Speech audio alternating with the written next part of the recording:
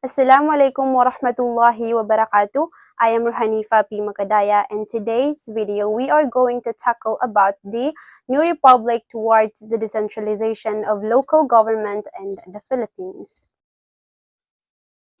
The political governance of the Philippines has been known for great shifts in its kind, especially between the Marcos era and the current decentralized setup. Before 1986, centralized control dominated, especially during Ferdinand Marcos' authoritarian regime, under which power became centralized and executive and was reduced at the local level. This was an era of breakdown in democratic institution and the disabling of local governing mechanism. Nonetheless, the ousting of the Marcos regime and the dawn of the new republic under the 1987 Constitution provided the turning point. The new regime set the grounds for decentralization, which climaxed with the Local Government Code of 1991, through which local government units were made to exercise enhanced autonomy and accountability. Now let's dive into the historical context. So on September 23, 1972, President Ferdinand Marcos, former President Ferdinand Marcos, appeared on national television to announce the Proclamation Number 1081, declaring martial law across the Philippines.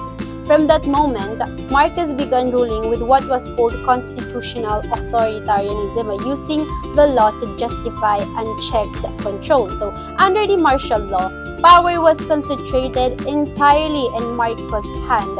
He wasn't just the president, no? He became the country's chief executive, top lawmaker, head of the judiciary, and commander of the military all at once, no? With no real democratic checks in place. He had the final say on nearly everything.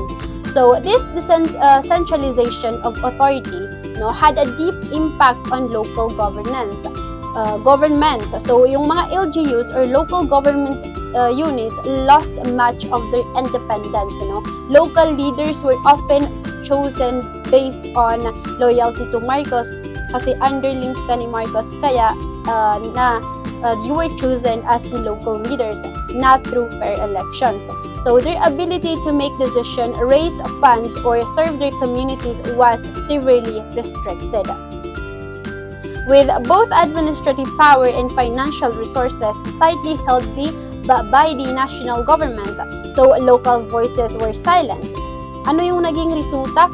Grassroots participation faded, and yung LGUs natin nag-struggle to respond sa kung ano nga ba yung kailangan, yung totoong pangangailangan ng kanilang mga tauhan. So, community development took a backseat to central control. Moving on to the foundation of New Republic. The term New Republic refers to the political shift following the 1986 People Power Revolution, kung saan dyan nasibak sa pwesto si former President Ferdinand Marcos, and then the return to democratic rule under the 1987 Constitution. So this period, na-emphasize dito yung restoration of democratic institution, yung protection of civil liberties, and then yung greater participation of citizen in governance. So because of this, nagkaroon ng decentralization, which was institutionalized through the Local Government Code of 1991 or the Republic Act 7160. So when we say decentralization, ang definition niyan is it refers to the transfer of power and responsibility from central government to local government. So it aims to improve service delivery, increase local responsiveness, and promote community participation. So it was institutionalized nga through the Local Government Code of 1991. So this code gave the LGUs legal authority to create and enforce local policies. So nagkaroon sila ng right to make their own to create their own policies and enforce it, and then manage local resources and services. So LGUs are now responsible for delivering a range of basic services to their constituent. Kasama na dyan yung healthcare, education, social welfare, public works, and environmental protection. And then the raise revenue through taxes and fees. So the code provides LGUs with the authority to generate their own revenue through local taxes, yung pagko-collect nila ng mga business tax, and etc. Now, meron tayong types of decentralization. Meron tayong political, administrative, and fiscal decentralization. So, ang focus ng political decentralization is the delegation of power and authority to local government units. So, for example, sa Pilipinas, yung 1991 Local Government Code empowered provinces, cities, municipalities, in barangay to elect their own yung gustong i-elect, yung gustong iboto ng mga tao. So, these officials are responsible for making local laws or ordinances and policies based on the needs of their communities. Something that was tightly controlled by the central government during the Marcos regime. So, local autonomy. Kapag sinabi nating local autonomy is meron nitong kakayahan is self-govern ang locality nila.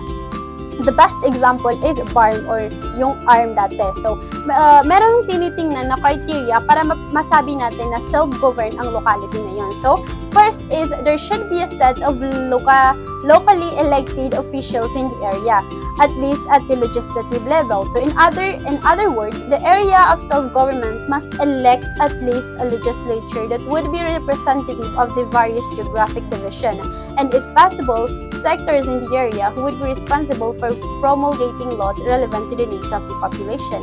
Pangalawa is the area of autonomy or self-government should have clearly defined areas of responsibilities. For instance, the local unit could be specifically primarily responsible for the delivery of like yung education and health services, and of course, local infrastructure. Pangatlo is the relationship between the national and the local levels should be clearly defined, and areas of primarily responsibility clearly delineate. For instance, local decision considered final or baka kailangan pa tong i-review, and then a distinction should be made between review and approval by the national government over the local levels decision. So, another example would pertain to the subject of budgets. Would the local budget be effective only upon approval by the national government, or are certain points subject for review or approval or supervision by the central government? And then, finally, we have the area of self-government. Local autonomy should be given some authority to generate local revenues through taxation. So this would make the power of the area of autonomy more significant and meaningful. And now we have the pangalawang decentralization, the administrative decentralization. So administrative decentralization means that although nasa central government yung control, is nagtatransfer pa rin ito ng responsibilities sa mga line ministries nila to the regional offices. For example is yung DepEd or Department of Education, kung saan meron silang regional and division offices that are responsible for overseeing schools in the respective areas, while yung policy and curriculum is nanggagaling pa rin sa central office. So these regional offices are empowered to implement programs, manage school performance, and supervise teachers and handle localized concerns. Now we have a fiscal decentralization. When we say fiscal decentralization is hawak na ma-manage nung local autonomy na yun, yung local government na yun, yung pera nila. So, for instance, is when a local government collects its own taxes and uses those funds to finance public services and infrastructure. Halimbawa, sa Cebu and sa Makati, they generate substantial local revenues through business tax, real property tax, and service fees. And then, they are allowed to finance this sa mga infrastructure projects, the social welfare programs, and disaster response initiative without relying only allocation ng national government.